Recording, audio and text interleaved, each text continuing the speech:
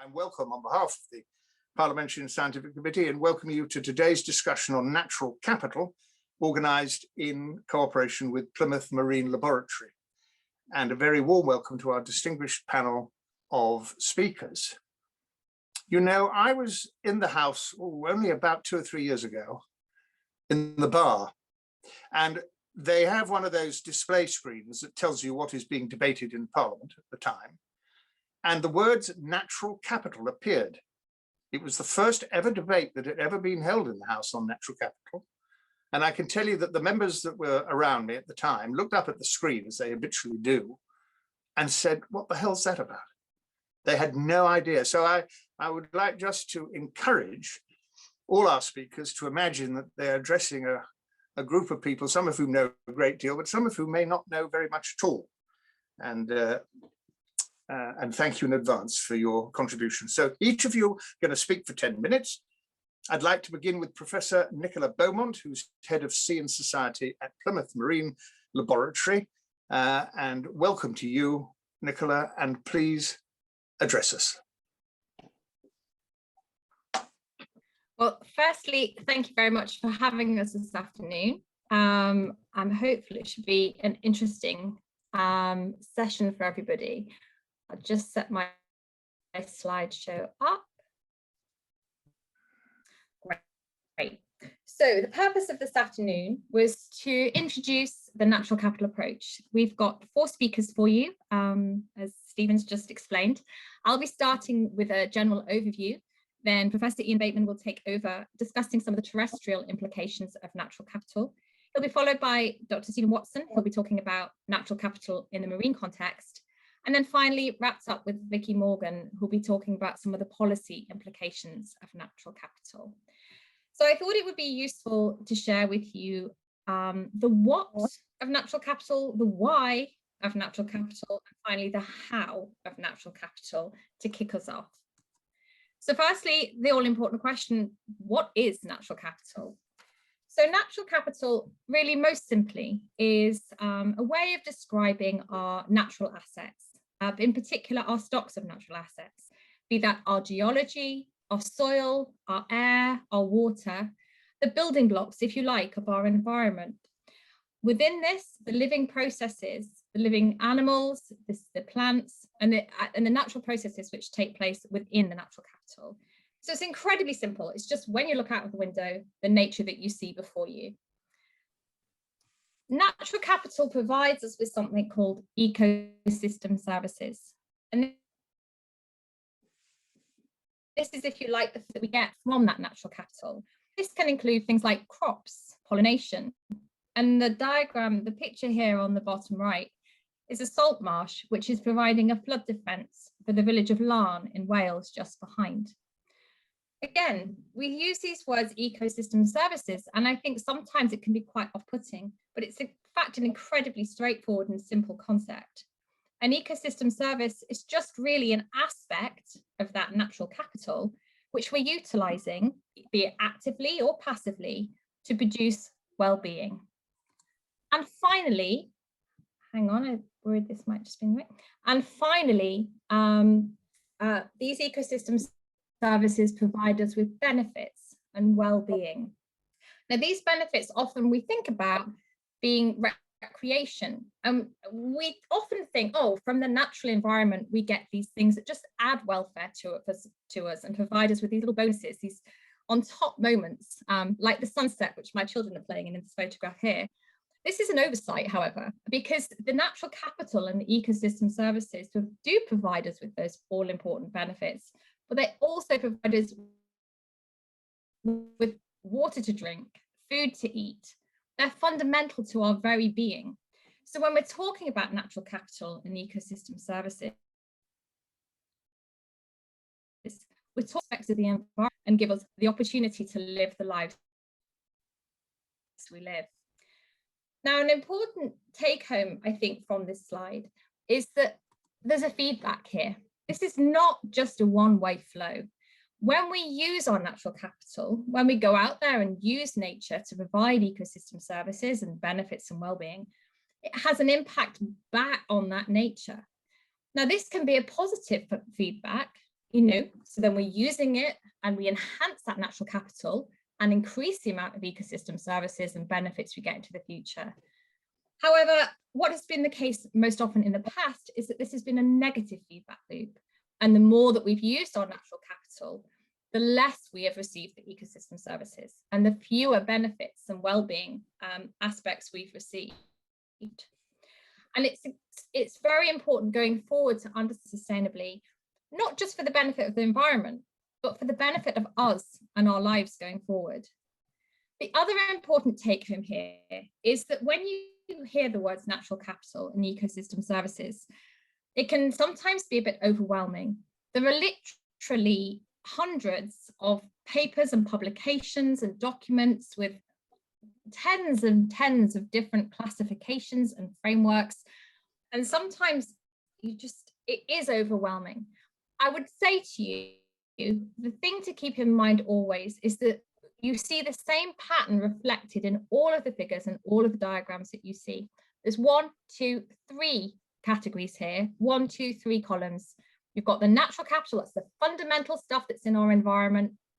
You've got your ecosystem service in the middle, which is the flows. And then on the far right here, you've got your benefits and your well-being. And whenever you see a document around natural capital, you'll most likely look for these 3 columns. So keep that in mind. Now, natural capital sits within a much broader picture. And this is core really to remember that natural capital is just one type of capital. Sometimes we see a 5 or even 6 capitals model. And for any organization to be sustainable in the future, we need to maintain and if possible actually enhance these different types of capital. And when I'm talking about an organization, I'm talking about, it could be a small local industry wanting to maintain or enhance these different types of capital. It could be a local economy, or it could be the organization of a whole global society. And this same 5 capitals model applies to all of those different scales. And it's absolutely core to remember that these different types of capital sit within the natural capital circle. They draw from the natural capital and impact out what happens to that natural capital. And the only way that we can be sustainable going forward and maximize benefits to ourselves is by keeping an eye that there is good, strong balance between the different types of capital shown here. Now, I thought I would share with you a natural capital framework because there are a lot of these that have been published. I particularly like this one, not just because Ian, who's talking next, published this recently, but I like it because it shows us a lot of really important aspects. You can see immediately here the 3 aspects that I showed you on the first slide. You've got your natural capital on the left, your ecosystem services in the middle, and your well-being on the right. 3 things to take away from this. The first one is the point that I made on the previous slide, that natural capital is very closely linked to these other types of capital, to human capital, social capital, manufactured and financial capital. And it's often the case that we need these other types of capital to release natural capital. We don't benefit from natural capital on its own a lot of the time. We need fishing boats to go out and take the fish, for example. So it demonstrates the interlinkages here between the different types of capital and the importance of understanding the fact that natural capital does not fit within this broader framework. The other particularly useful about this diagram is that it shows that this very simple concept, and it is a simple concept, is actually a lot more complex when you start to dig into the details. Now, it would be lovely if we could just say, for instance, that the natural capital of water provided us with trees, which provided us with materials and timber. However, the linkages between these different boxes, between the natural capital box, the ecosystem service box, and the well-being box, are just incredibly complex when you dig into the mechanisms behind them. And if you were to put in all the arrows linking all the different types of natural capital with all the different types of ecosystem services and all the different types of well-being, this would just be completely covered in arrows. You wouldn't be able to even see the words. There would be so many interlinkages between these things. A second important point here is that if you notice, a lot of these arrows have got two heads. There's a lot of feedback loops going on here. And that was demonstrated by my first diagram, but again, is an important point to understand, is that everything is interlinked. And this is very much the case in the natural world. You impact one thing, it has a feedback effect on everything else. Finally, I think that a key point is the uncertainty. So although we make it look really simple, it's like, oh, look, see how easily we can link natural capital to well-being.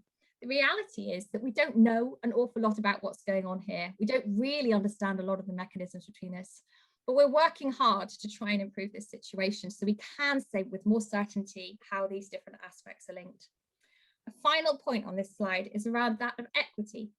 Now, the well-being aspects that you can see on the right-hand side here are not evenly distributed. They're not evenly distributed around the world and spatially, and neither are they evenly distributed temporally.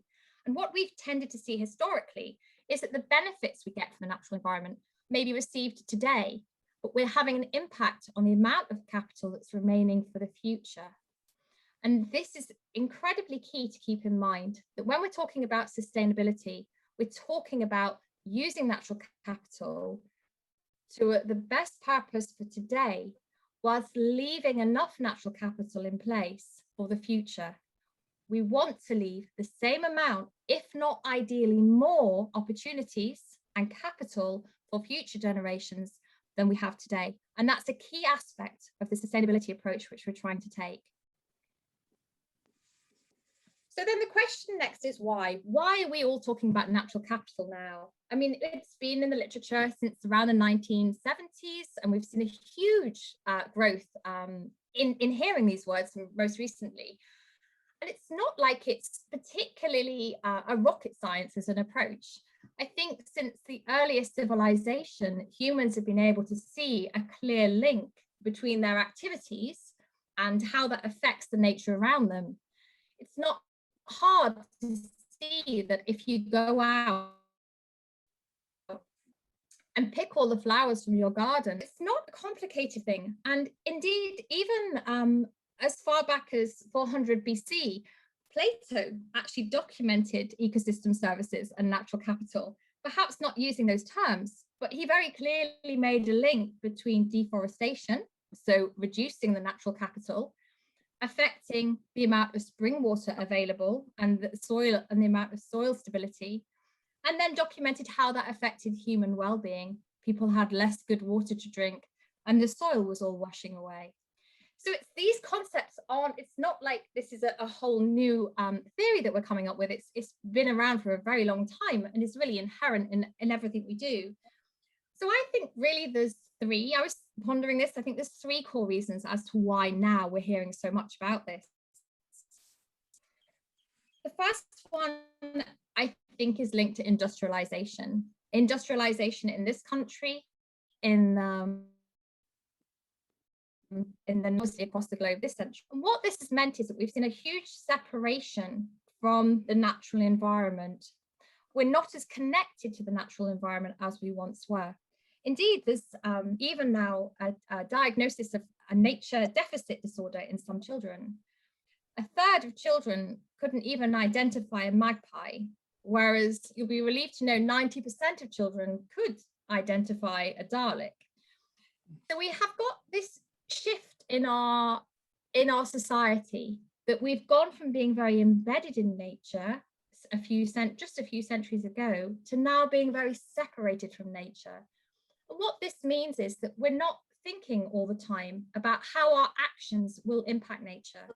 When we get in our cars to drive somewhere, when we buy food, when we may throw rubbish out of our windows when we're driving, all of these things, because we aren't embedded in nature and we are disconnected, means that we don't tend to make good decisions always about how our actions may affect the natural capital going forward.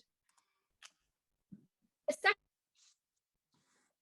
second thing is globalization. Even if we were embedded in nature, and even if we try hard to be so, it's impossible or near impossible to really ever understand the implications of our actions, because supply chains are so long. And as an activity you have here, you buy a mobile phone, for instance, has implications all the way across the world, and on the natural capital across the world, and on nature across the world. So because of the globalization, it is incredibly difficult to understand our implications on natural capital. A third and final reason here, is that although we've seen natural capital increasingly included in UK legislation, which is fantastic and really exciting to see, there is a need for policymakers at a higher level to make trade-offs, to make decisions. We've got this drive around why we should be preserving natural capital and why this is so important. But don't forget, we're very well aware that there's also a drive for a whole host of other legislation and factors. We've got net zero, we've got the Green Industrial Plan, we've got the Agriculture Act, we've got energy demands, we've got obviously a very clear need for education and health. And I think these incredibly gnarly, difficult trade-offs and decisions that have to be made really leave us crying out for some help to understand how the trade-offs can be best balanced to minimize impacts. So I think these three reasons, this separation from nature and the globalization, and these really, really challenging decisions that managers, politicians are now facing, are calling out for this framework, this natural capital framework, so that it's much clearer to be able to say, if we take action A, this will be the implications for nature, and these are the following implications for human well-being. So then finally, the how. So how do we do this? I think we'll have heard a lot about natural capital accounts and the valuation of nature. There's been a huge amount recently about valuing nature, about valuing biodiversity. And this is always considered to be a very fundamental part of the natural capital approach. However, I just want to raise that it's not all about valuation and natural capital accounts. We can actually use the natural capital approach in a range of other ways as well, using impact assessments. And actually, sometimes in the work that I've done, I've seen that simply discussing with managers and the general public and NGOs to take the time to think about the broader implications of our actions can be enough to make a difference. So often when we talk about a natural capital approach, we talk about natural capital accounts, and I've no doubt that the following speakers will give you some more information on this. But I just wanted to raise in this slide that there's a lot more around natural capital than just valuation. It's not just about the monetization of our environment, although that is incredibly helpful. There's actually a whole host of other ways of applying this. And this figure was taken from the document here shown on the right-hand side, which out of the SWEET project, which I know both Steve and Ian will be talking about in their presentations. And they'll go into a lot more detail about how we can apply a natural capital approach in a very practical way in their following presentations. So to summarize the main messages here, I think that I would like you to take away three things. I'd like you to take away understanding the what. So what is natural capital? And natural capital is these natural assets. It's so simple. They're natural assets, the geology, air, water, and the living organisms within this, and the natural processes. Why are you hearing so much about this at the minute? It's because we're facing tougher decisions than we've ever faced before, with incredibly difficult trade-offs ahead. And we need these straightforward, accessible frameworks in order to be able to make the right decisions. And finally, how? And you'll hear more about that in the following presentations. But natural capital accounts are a key part of this, valuation is, but there is also a huge range of other methods available. Final point, as I've said, I'm Professor Nicola Beaumont. I'm always happy to discuss natural capital and ecosystem services, so don't hesitate to get in contact if you have any further questions. And thank you for listening. Well, thank you very much, Nicola, for setting the scene.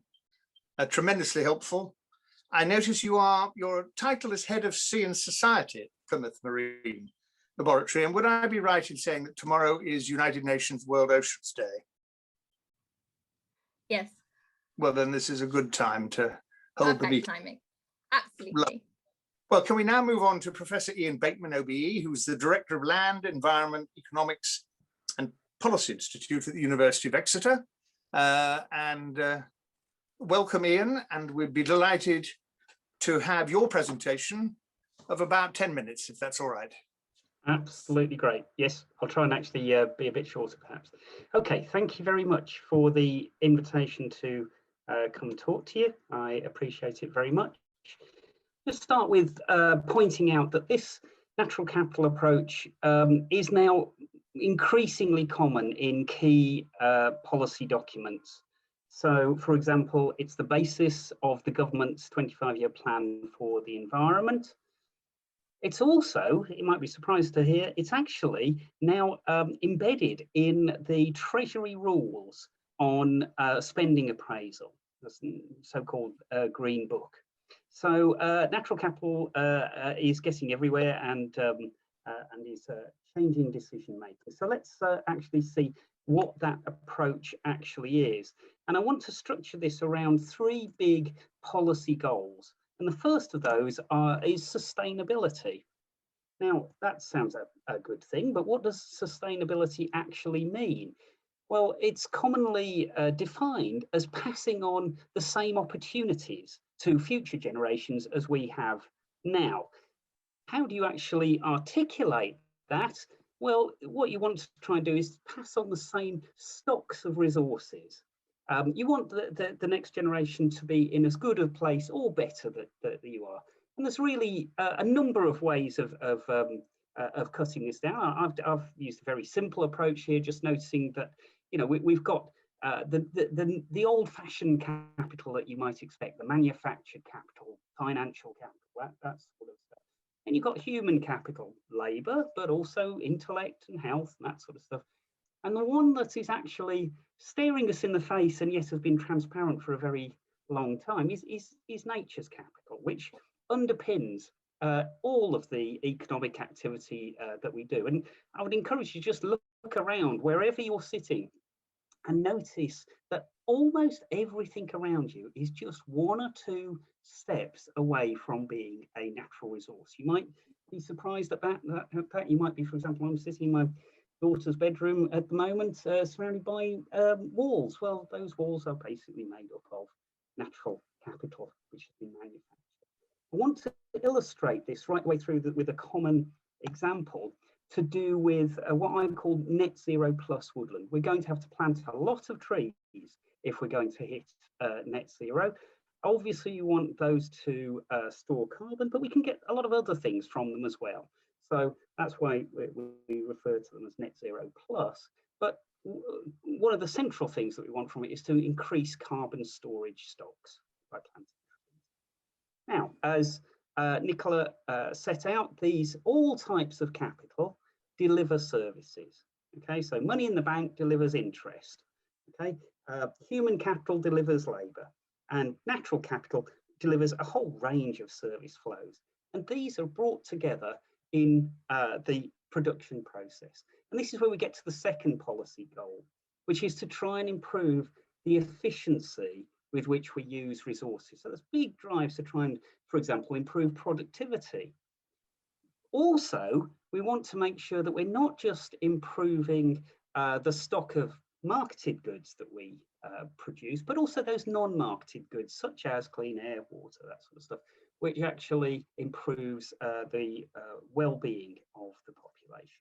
And so, for example, the task here for woodland would be to make sure that we're planting those trees in the right places to generate the best net benefits minus costs of this net zero policy. That produces well-being, but there's a final twist in terms of a third policy goal, and that's to do with equity. We're interested not only in how much well-being we generated, but also who gets it and its distribution across society. And so in the case of woodlands, we're interested in trying to incentivize change and distribute the benefits of woodland across society. And as Nicola pointed out, this generates a sort of a backwards flow as well, a feedback, if you like. So we've got supply going from left to right and demand going the other way that and actually causing the system to keep rolling on. You can illustrate this with regard to three big policy aims that you can see at the moment. So, for example, sustainability is what is really underpinning the net zero commitment and all of the government's actions on climate change. For efficiency, we've got to have this major change in agricultural policy, so that now public money is actually delivering public goods, not just producing food, which we pay for in the shops anyway. We've always done that. Now we're actually using the public money gathered by taxation to actually deliver the other goods that food production can bring. And of course, with regard to equity, there's a big push now in terms of the levelling up agenda. So this is really very, very relevant to the big policies that are going on in the world at the moment. Now, I want to illustrate this thinking about land use.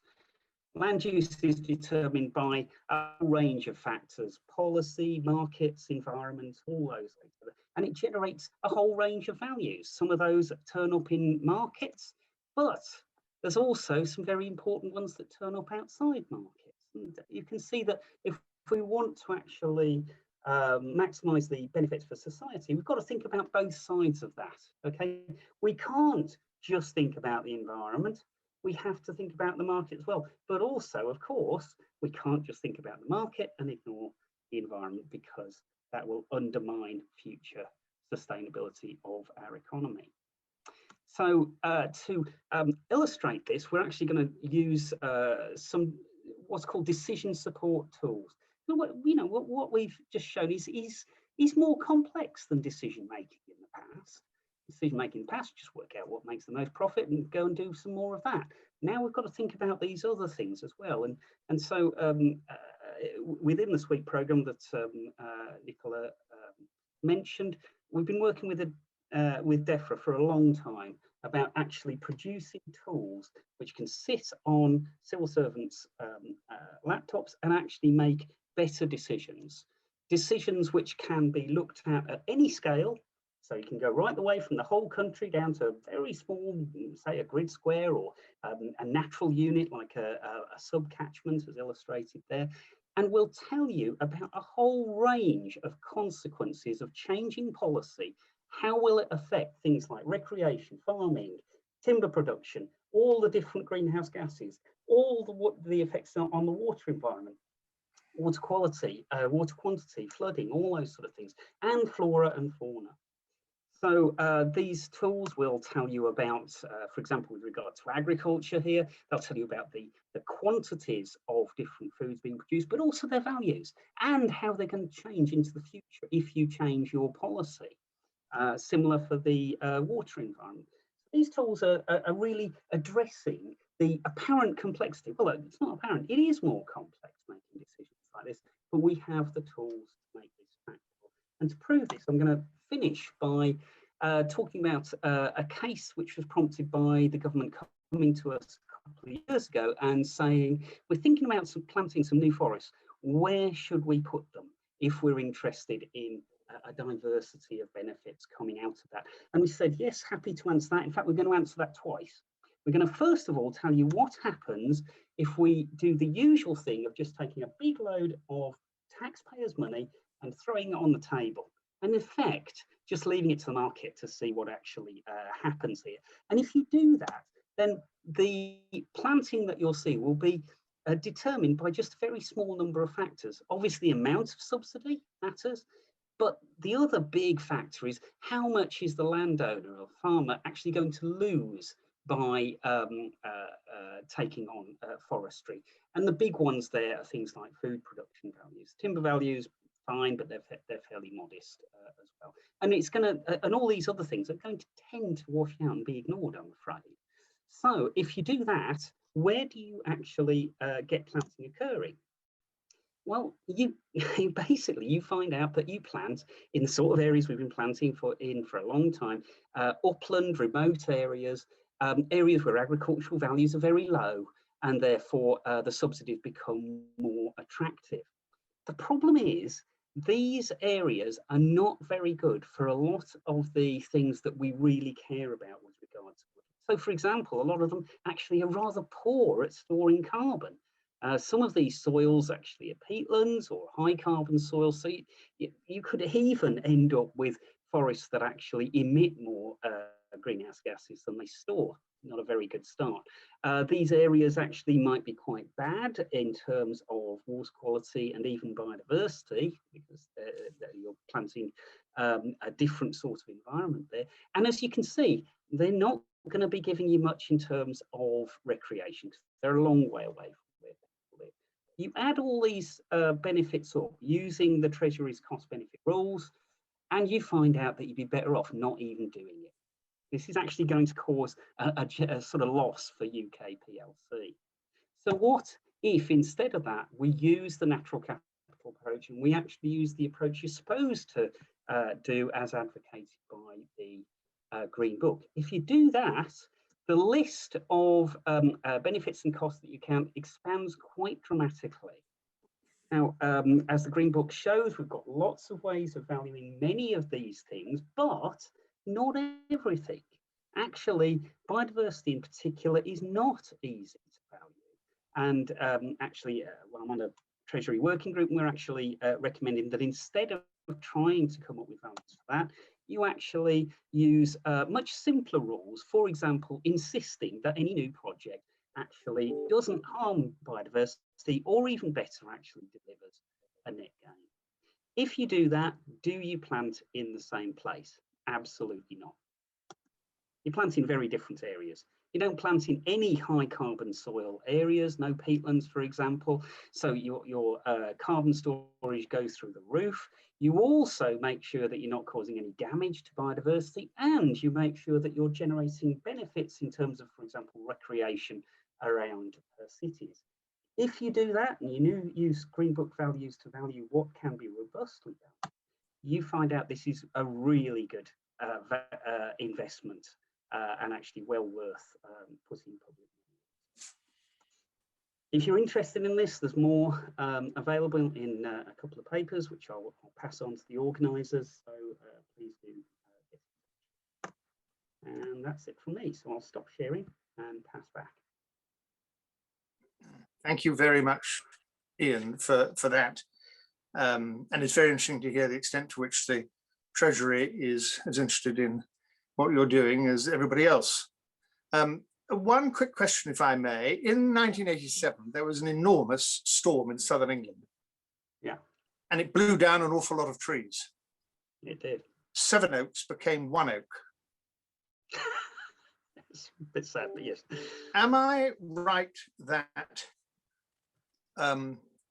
in some areas there were deliberate replanting efforts, and in other areas were just left to get on with it for themselves, and there was greater biodiversity in the areas that were left to get on with it themselves? Yes, you are right. So natural regeneration has a number of benefits. Now, I am not ruling out deliberate planting, because, to be honest, we need to increase the area of woodland so fast to hit net zero that just relying on natural regeneration probably is a little risky. But in areas where natural regeneration is used, there are multiple benefits. A very obvious, simple one is it's cheaper. It's a lot cheaper. But also you tend to get more diversity in terms of the wildlife of those areas. Why? Because you're in effect allowing nature to determine what's the best thing to do with this land. And nature's been doing that for a very, very long time, longer than we have, and is pretty good at it. Okay, all right, well, thank you very much. Now, a lot of people want to ask lots of questions, but we must get on now with the third presentation from Dr. Stephen Watson, the Ecosystem Services Scientist at the Plymouth Marine Laboratory. Over to you, Stephen. Okay, thank you, Stephen. Hopefully you can see my slides. Good.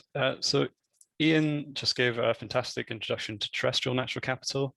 I'm now going to take the concept into the marine environment, and I'm specifically going to talk about why marine natural capital is important, and then I'm going to outline some case studies about how we can take a natural capital approach specifically tailored for the marine and coastal environment. So I thought I'd start by putting up some facts and figures just to highlight why the marine environment is so important. So this was from a seminal paper published in Nature back in 1997. And this estimated the global value of natural capital. So that's terrestrial and marine. And they came to the conclusion that the global natural capital of the world is worth around 33,000 billion US dollars. But about 2/3 of that is actually made up of marine natural capital assets. So when we think about marine assets or habitats, we tend to think about things like wetlands. And in the UK, we have lots of salt marsh and reed beds fringing around the coast. But as we head out to the marine environment, out to the sea and the offshore areas, there's lots of other things like seagrass, algae beds, shell sediments, and mudflats, which we're probably less familiar with, but actually have high natural capital value. In UK overseas territories, there's also coral reefs, which have some natural capital value. But by far and away, in the UK and worldwide, most of marine natural capital is actually tied up in the open ocean. And the reason for that is because the open ocean and coastal systems are actually very busy places. Traditionally, there's been lots of interest in taking assets out of the marine environment in terms of provisioning ecosystem services. So things like oil and gas, and more recently, marine renewables are beginning to take more wind energy out of the marine environment, but also things like aquaculture, fisheries, marine aggregates, and shipping, and things like that are all things that directly contribute to UK's GDP. What is less apparent from the marine environment, which is often forgot about, is the cultural, supporting and regulating services, as you can see in the wheel diagram to the right. These are also often not captured in monetary terms because they're hard to value. So things like general well-being from blue spaces, spirituality, food web and biodiversity, as Ian touched on. So the natural capital approach actually offers an opportunity for the marine environment, so we can begin to capture some of these tangible and intangible benefits in one place, and we can begin to think about trade-offs between these different activities in the marine environment. Of course, these activities are not happening in isolation. There's lots of human activity out there offshore. And you can see from the little box at the top of my screen, a recent IPBES report has suggested that there's no area of the marine environment that hasn't been touched by human activities. We're seeing massive declines in biodiversity and natural capital assets across the board. So one way that PML is beginning to look at these challenges is to, as Ian was suggesting, look at decision support tools. And there's various ways these tools can help quantify natural capital. But I'm just going to quickly talk about 3 different ways we can use decision support tools to quantify and value marine natural capital. The first one I'm going to talk about is asset and risk registers. So what is the risk of your natural capital declining over time? The second one is more traditional, looking at green book accounts, looking at physical accounts, economic accounts. Can you put value on your natural capital? And then the last one is, can you use natural capital in traditional regulatory kind of impact assessments? And I'm going to venture into the offshore environment and to look at that. But if we start with the risk register and the asset register, I'll introduce you to SWEEP. This is Ian's project. He mentioned it in the last talk. It's a collaborative project between the University of Exeter, University of Plymouth, and also Plymouth Marine Laboratory, of which Nikki is also involved with. It's a huge project. There's over 60 marine organizations from the Southwest, including GNCC, Natural England, MMO, DEFRA, just to name a few. It really is huge.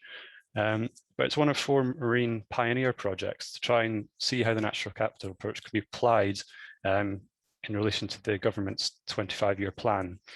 And currently, the project has been responsible for setting up 12 different pieces of marine legislation are directly involved in enhancing marine policy. So it's quite an achievement.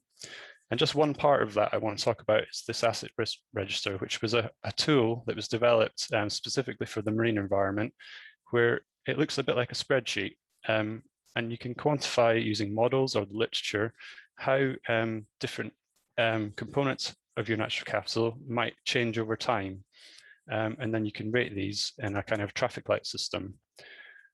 And the SWEET project did this in the North Devon Biosphere, UNESCO World Heritage Reserve in North Devon. But you can also get more complicated with this. You can begin to produce maps like Ian was showing with his computer program. And what SWEET did is it created a risk register of how different assets, different habitats changed over time. And it also changed what was the risk of losing different services if different various scenarios were to take place. And we called these hotspot maps, and these were quite well received by stakeholders because it allowed them to visually see how natural capital would change over time.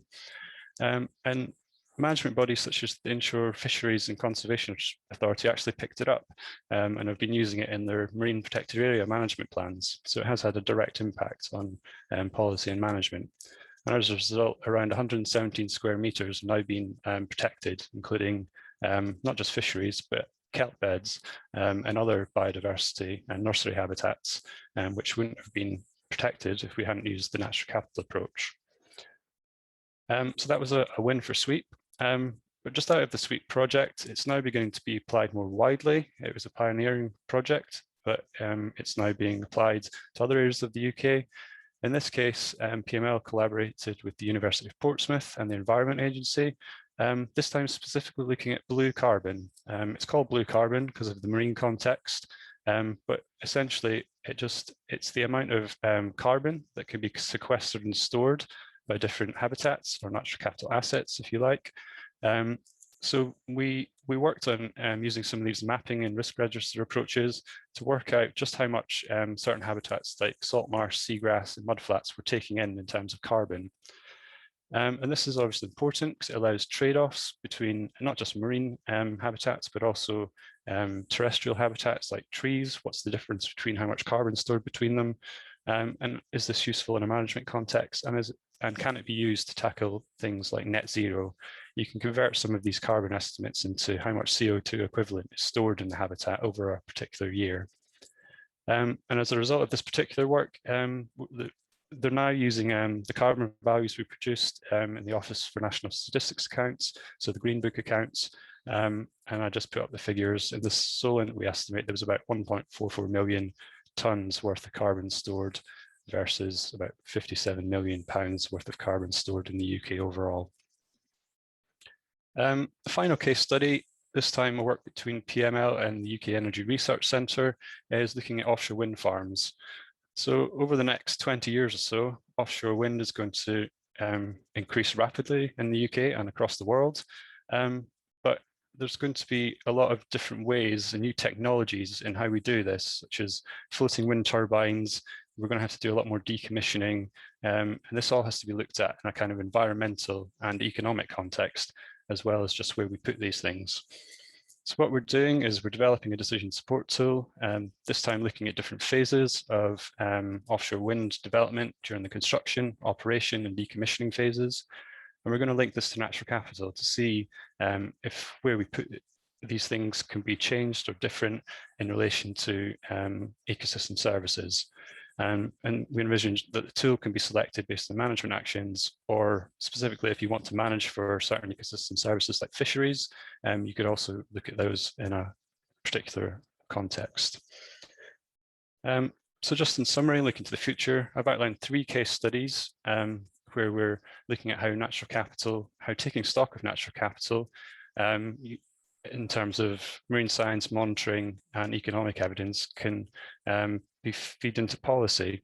And we're working now with the Natural Capital and Ecosystem Service pilot, which is just starting this year from DEFRA. And this diagram just generally shows how it can go, all these different approaches can feed into policy and identify opportunities for innovation and transformation. And if you want to learn more, Ian's probably the best contact for the SWEET project, but do me an email or Nikki. Thanks very much. Thank you very much, Stephen, for that. I'm going to resist the temptation to ask a question because we're running a bit behind time, and I'd like to press on, if I may, to make sure that Vicky Morgan has a chance to make her presentation and that all the other people who want to ask questions can then get in and ask you. the questions. Dr. Vicky Morgan is the Marine Natural Capital Leader, the Joint Nature Conservation Committee, and we welcome you this evening and look forward to what you have to say. Vicky. So yes, I am Vicky. I work for the Joint Nature Conservation Committee, which is the government's advisor on international nature conservation and also joining up nature conservation across the UK. I've got the first half of my presentation will be about the transformation from nature conservation to a natural capital approach. Then I've got some case studies to gallop through, 4 in the UK and then 3 overseas, which I probably won't have time to get to, but I may be able to win a bit of time by not repeating things that the others have already told you. So this slide is to remind me to say I've been working in nature conservation for a long time. I'm part of the generation that has protected a lot of sites, a lot of species over many years. I'm very proud to be, and if we hadn't done that work, we'd have been in a much worse place now. But I can't pretend that it's been enough. It really hasn't. Biodiversity is still being lost much too quick, fast, and we haven't really got a grip on it. In my career, I have actually literally been told, it was probably in the 1980s, that nature conservation is basically a luxury, something we can afford once we get the economy right. And I knew then that was wrong, but it wasn't until the natural capital agenda came along, I suppose in the last 20 years, that I actually had the evidence, the arguments, the narrative to express what I knew deep in my heart, which is that it's the other way around. We can't have prosperity if we've trashed our environment. That's now been very eloquently articulated by people that you've heard from today, very thoroughly in the Gupta report, of course. And so now we have the arguments and the tools. But even so, with this big change, the best nature conservation, and perhaps this is my top message really, is now, it always has been, about people and about places.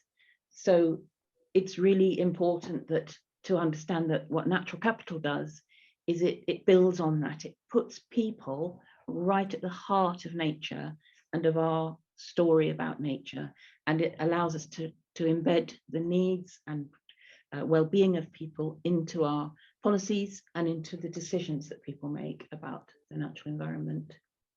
I won't spend long on this slide, but you don't need me to tell you that nature has inspired people in art all through the generations. I could argue that the present mania for sea shanties is probably an example of natural capital in culture. And I've put this slide in just to remind me to sort of tackle some of the myths about what natural capital is and what isn't. I think one of the comments in the chat has already suggested a bit of sort of skepticism about the concept, and that's completely understandable. I think it comes from people thinking that natural capital is really only about this stuff on the right. And I don't have to say much more about that because Nikki's already explained it's not just about putting financial values on things. The column in the middle of this slide, that's all the nature conservation activities which are very dear to me. They're my comfort zone, they're what I know. It's about the evidence, the data, the monitoring, and turning that into guidance, action, targets, protecting, managing, and restoring. But something that in nature conservation we've spoken about much less over the years, although it motivates probably all of us, are actually our values, our underlying values that drive a lot of what we do, which are there on the left. Economists who are not the world's most romantic souls call some of these things non-use values, but to me they are our human values. And natural capital actually is all of this. It's not just one little bit. And then my next slide will say a little bit about some of the data and evidence that we can use from nature conservation to do natural capital. We have to add some things we're not used to looking at, but the basic knowledge and understanding we already have can be put to purpose for natural capital through things that Stephen was talking about, asset and risk registers and so on. So I won't spend long on this slide because of time.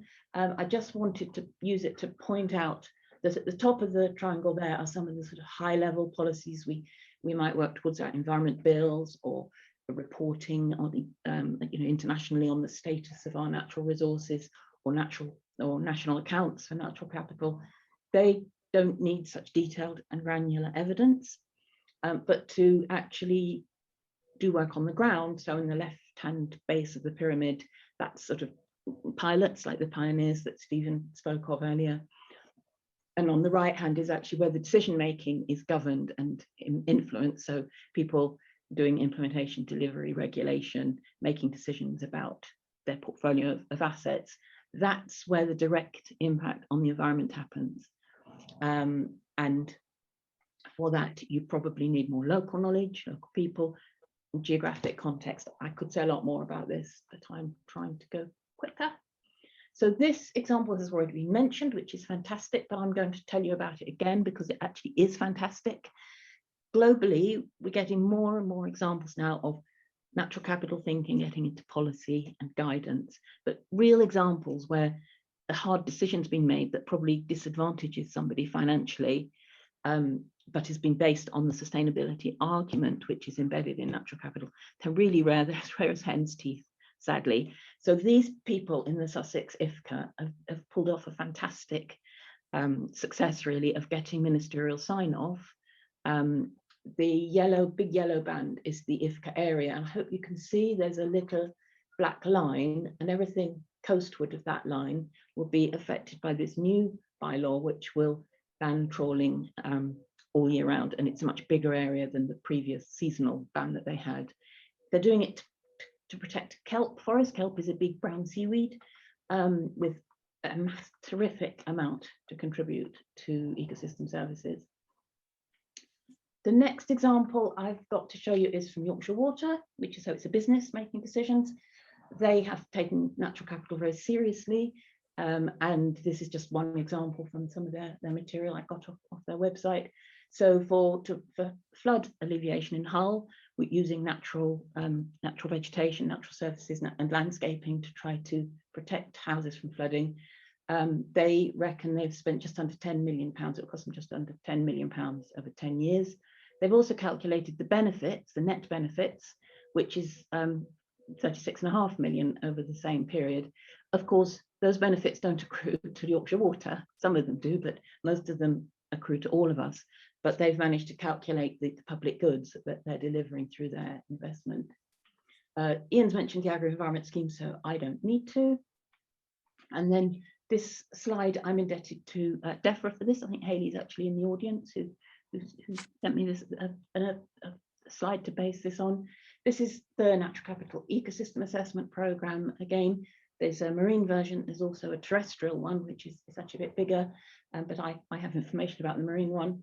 Up to 2024, the aim is to get best data from our existing data, which surely needs to be done. We have some problems in that area, and also explore new innovative approaches to monitoring and data using new technologies and exciting new methods. And the overall aim of this program is to really transform and change, a big step change in how we provide and explain natural capital evidence to inform decisions and to really support long-term investment in managing our natural environment better. At the moment, this is supported by Treasury. At the moment, the finances for this year, our aim and aspiration is to get longer-term funding to make a real difference. Now, I'm going to move on to some overseas examples now. The organisers can stop me if I'm running on because I'm not timing myself. But well, you've got a couple of minutes. Okay, I can just about do it. So just 3 examples I wanted to show you of work in other countries, which is all funded from the UK. This is Colombia, so the blue area of sea there is the Caribbean, and this the study area is a very, very important biodiversity area, but it's also where some of your bananas come from. And this, using Earth observation, which is why it was funded by the Space Agency, the team was able to identify lots of different ecosystem services and identify where they should be managed. This one I've picked out is around surface waters. So these are areas that you could plant up or manage differently to protect other areas from flooding. And that's really to help the people that manage those supply chains, but also the local authorities in Colombia to manage their landscape a bit differently. This one's some more kelp. This one time in the Falkland Islands. This was a study just to look at the blue carbon, the ability of kelp to not only capture but actually store and sequester carbon.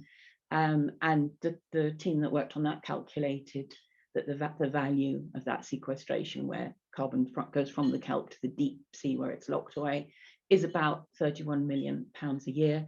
Now that's quite unusually for us. We're dealing with quite a pristine, undamaged environment. But the policy value of this is to help the Falkland Island government if they're having development proposals and plans to make sure they know where their kelp is and that it's important. So it's these green areas around the islands. And my last slide, this is some work that was funded under UK Overseas Development Assistance by the Darwin Initiative at DEFRA. This was a study looking at an area in Uganda where the World Bank had paid for enormous great dam, which was going to affect quite a lot of local communities and populations and a big forest reserve area. And the mitigation, part of the mitigation for the dam was biodiversity, no net loss, which is the sort of predecessor of net gain. But this project actually extended that out to look at what are the losses for people in this project. And so there were a lot of discussions with local people. They did a choice experiment, lots of to and froing and dialogue. And in the end, they came up with a list of the preferences by different villages, what they wanted from the better management of their forests. So I just thought it'd be useful to have a very quick look overseas, even though I think that this is mainly a UK focused meeting. So I think that is me finished. Yeah, and my email address is there. I'm very happy to answer any people's questions. And well, thank you very much, Vicky, and that's exactly what we're going to do now and go straight on to the people that have questions. Can I invite Lord Brewers, who is President of the Parliamentary and Scientific Committee, to put the first question. I can't see you, Alec, but unmute yourself and please do put your question. Can you hear me all right? I can. Oh, good. When will we have an internationally accepted gross national capital index, a GNC perhaps, and a GNC per head that goes with it, so that we can compare how different nations are doing across the world? Well, who wants to take that first? Ian. Yeah, I've been very lucky to actually be involved with the United Nations SEA program, which is attempting to do exactly what you want. And it certainly is massively overdue. We have a problem in that GDP. Actually, there is nothing wrong with the GDP measure if it was just used in the way it was intended. Unfortunately, almost nobody does use it for that anymore. They use it as if it's a proxy for well-being, and it's absolutely not. It's to do with a particular finance measure. So what we need is an alternative to, if you like, balance it out. I'm very pleased to say that the measure that we proposed was actually accepted by the United Nations only about three months ago. So this is the organisation that actually controls international statistical measures. That being accepted and that then being taken up by different countries is a very different thing. And we now have a measure that is available. I couldn't tell you about whether it will actually be adopted by the international community or not. We know there's 7 countries that are going to use it. They include Canada, India, and so some pretty major players. The UK has not responded as to whether it will do this or not, and neither has the US or China. But there are measures now available. We're beginning to move to that next stage, which is political acceptance. Thank you very much. Would any of the other 3 like to come in on this point? Yeah. Vicky, is that? Yes. Yes. Very briefly, to say that yes to what everything Ian said. The government over the last few years has been committed to doing natural capital accounts at a UK level, and had a roadmap towards that, and that was very much with the intention of being an international leader on doing things better and differently. That's all I need to say. All right. Thank you very much. Thank you for that, Alec. Can we move on to a question from Alex Rosberg? sorry, Axel Rosberg, I beg your pardon. I can't see you, but if you can hear me, please do put your question. Oh, thank you very much. I didn't expect to speak. So yes, there is. Oh well, that's the risk you take in putting a question. You know, you're invited to ask, and we're delighted that you've got one. So please. Yes. So I always have been hesitant in thinking about natural capital because I think it misses something important, which is the opportunities for future generations to use nature as they wish to.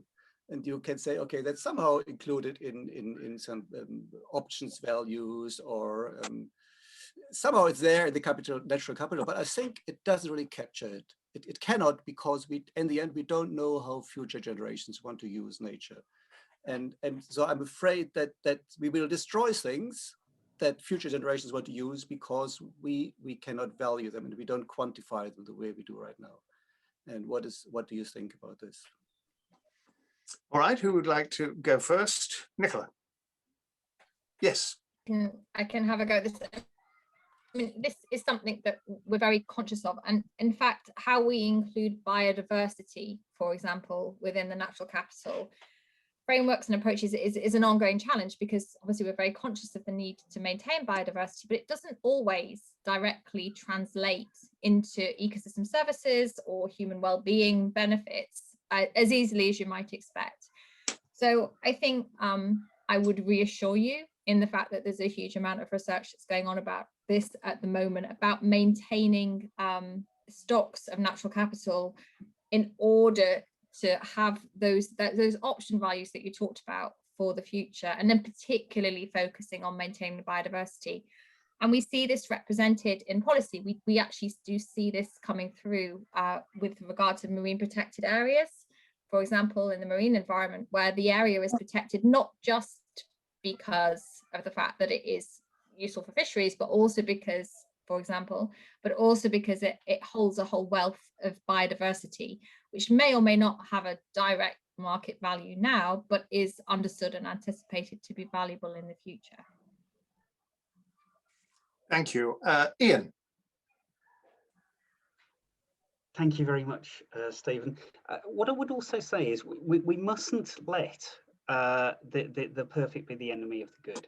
We're in a situation where most of our decisions are made with no reference to the natural world whatsoever.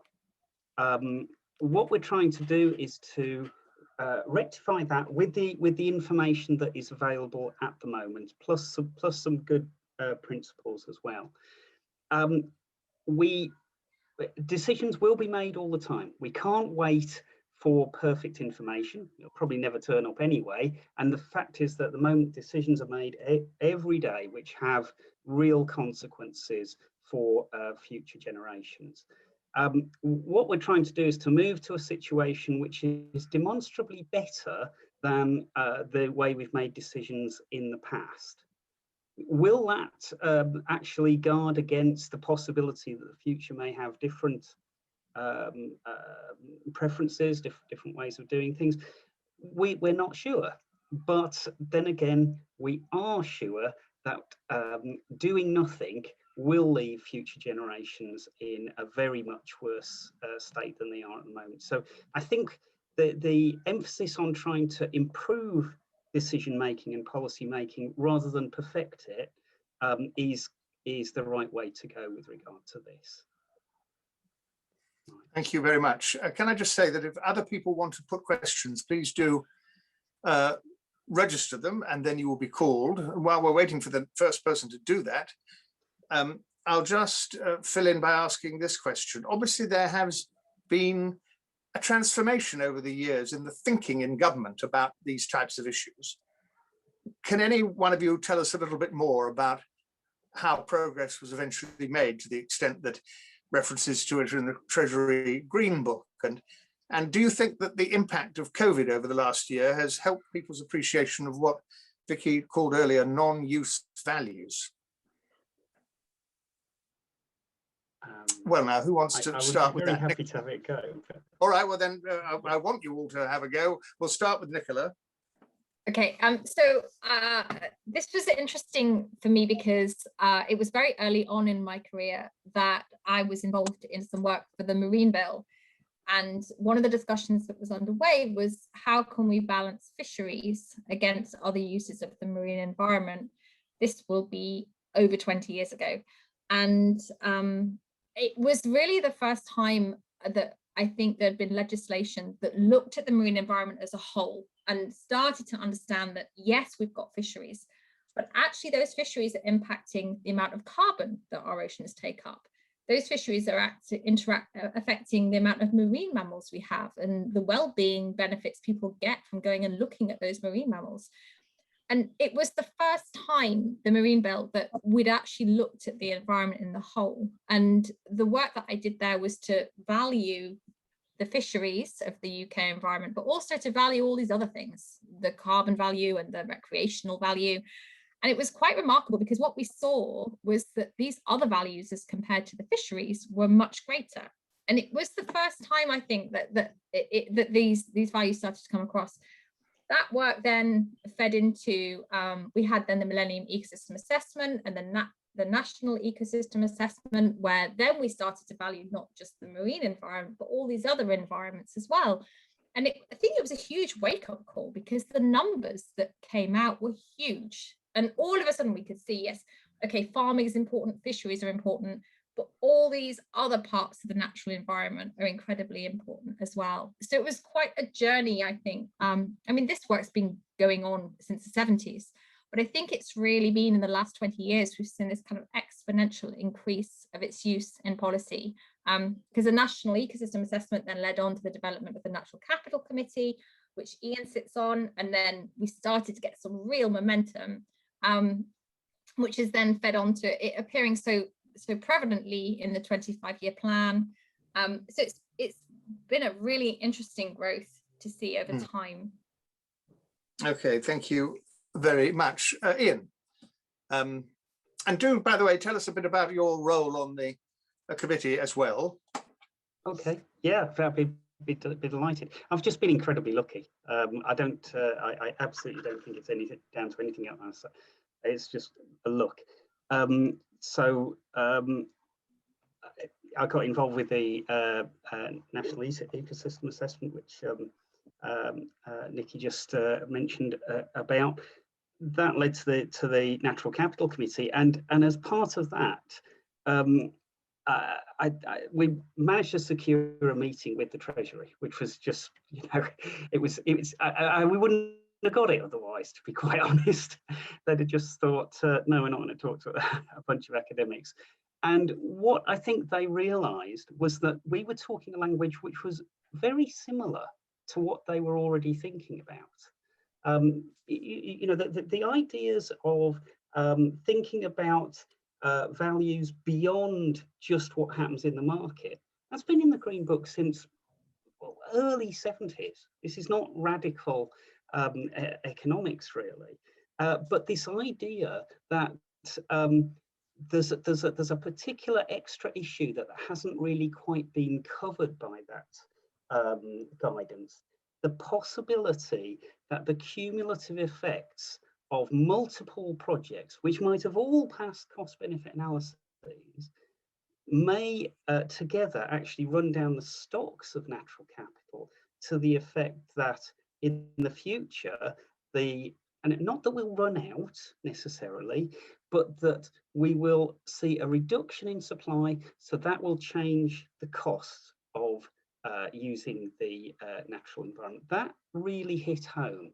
So by using the arguments that the Treasury were very, very familiar with, and also demonstrating through the work of people like Nikki, that this was actually happening, that you could actually see. For example, Nikki's right about fish stocks, but if you just look at the reduction in fish stocks over the last 20, 30 years, that hit home quite clearly. And they began to realise we actually would be better off as a country paying attention to this than not paying attention to this. So you could say it was a very dispassionate calculus that actually worked out we have to take this environment stuff seriously, because there's an economic consequence to us not taking it.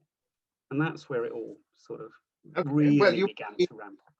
Yes, you may be doing wonders for people's public perception of the Treasury, which is not always flattering, as people might think. But can we go on to Vicky?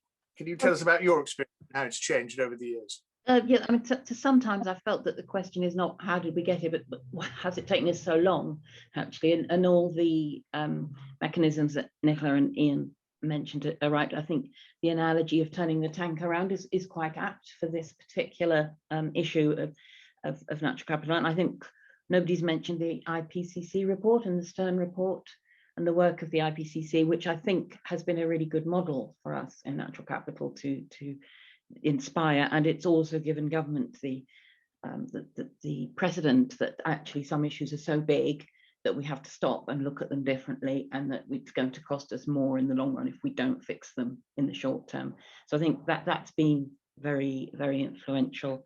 And one of the sort of signs I see that I think maybe the tanker is turning is that a lot of businesses have started to take this very seriously, and they've started to look at it in terms of their own strategies and forward look at how can they make their businesses, how can they future-proof their businesses and make them really safe and strong for the future. And a lot are realizing, a lot of the large global companies are really, like Yorkshire Water in the example I showed, that actually this is their bottom line, and they need to actually do something about this, rather than just academics and whingy nature conservationists saying that they want things to happen.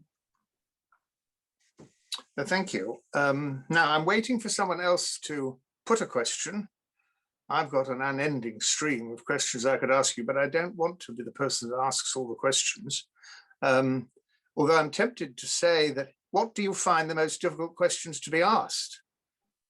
Because after all, when you're dealing with like-minded people that know roughly what you're talking about, that's one thing. But if you come across people who don't have the slightest idea, which is fair enough, which is why the opening presentation was so useful, what are the questions you find most difficult to answer at this stage? Who wants to go first? Is that your hand up now, Vicky? Or it is, yes. Before? No, it's not a legacy hand. It's a new hand. Okay, well, Vicky, new hand. Yes. Tell us what you find difficult to answer. I get asked a lot. I have found it difficult in the past. People who think, who feel that we're selling out, that we're putting a financial value on nature and therefore ignoring its intrinsic value. And I do have an answer. I've sort of copied it from Ian actually, and other economists. But basically, my answer is usually that what we're going to do is we're going to value what we can, and that could be blue carbon, it could be flood protection, it could be mitigation from climate extremities, disaster relief, that sort of thing. We're going to value that. We're going to come up with a number, and then we're going to say, and in addition to these benefits we valued, there's a whole lot of other stuff, which is the biodiversity richness and nature conservation value, which we don't have a good way to put a value on. And when we try, we do get into some rather ridiculous places. So actually, we're going to say it's worth at least this amount that we valued. And then there's something on top that we're not going to necessarily be able to put a value on at this stage. Mm-hmm. And I find that works as an argument. Okay. We'll just do the rounds if anyone wants to chip in here. Ian, do you want to add anything about the difficult questions? Yeah, okay, so they're in the same area as Vicky's. It's when people say, what's the value of biodiversity? How much is a bee worth? That sort of thing. And I have to tell them that for a number of reasons, I really don't think either that we are able to put a pounds figure on biodiversity, nor do I see any prospect of that ever changing. And there are a number of reasons for that. One is that actually, and this is not a cop-out, but actually the science base isn't as good as you'd think. Actually, I'm sorry to blame the scientists here, because I admit I was trained as an economist, but I remember a fabulous conversation that I had with an extremely eminent ecologist who said, you know, you can tell people about this, but never ever say I told you. And so I won't say who it was. And this person, I'm not even going to use a gender, said, you know, the problem is, Ian, if people go on about how if this species of bee disappears, civilization's going to end. The problem is we don't actually know that.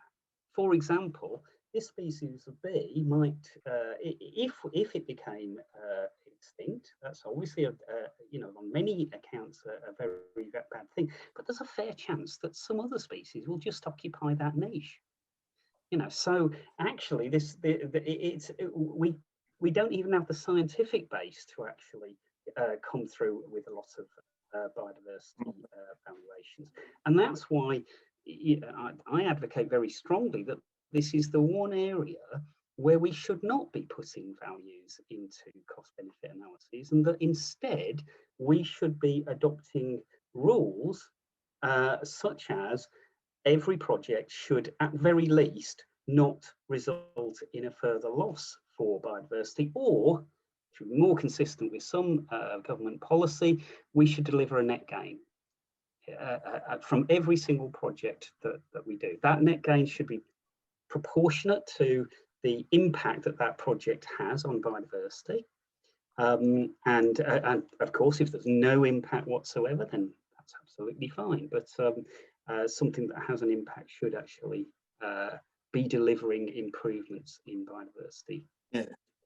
Thank you. You know, if we'd had this meeting 65 million years ago, yeah, just before the asteroid hit the Earth, yes, it was, as far as I know, the asteroid hitting the Earth and the consequences of all of that that led to the rise of the mammals, of which absolutely. are example. Yes. So you're right, we won't know. Now look, as we get towards the end, I'm glad to say questions are being asked. Can I go to Wasim Dubuk, and I hope I have pronounced your name roughly correctly, and we'd be very pleased to have your question. Thank you. Yeah, you pronounced it close enough. You've done much better than others. My question is around this last point, actually. I think it's relevant to your discussion now. So how do you tackle scientific uncertainty? I mean, we have a lot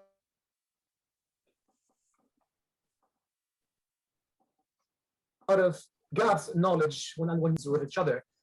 So how do you deal with these situations of you want to make a decision to protect natural capital, but there are the evidence that you're using is not conclusive enough for you to defend your position? While, so, I mean, you might take measures that would cut on, would have negative economic repercussions, for example, but because you're trying to protect this natural capital. But how would you justify it when you have inconclusive evidence? Who wants to have a go at this one first? Nicola.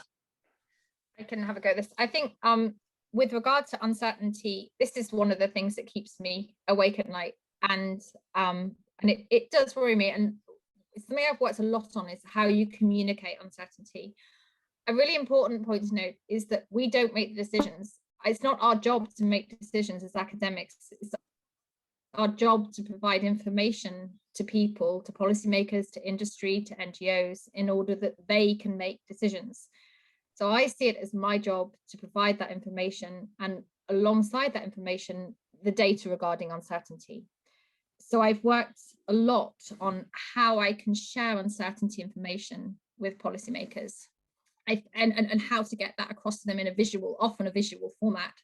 Because what I see often, if you give a number to a policymaker with error bars, they will just take the number in the middle and disregard the error bars.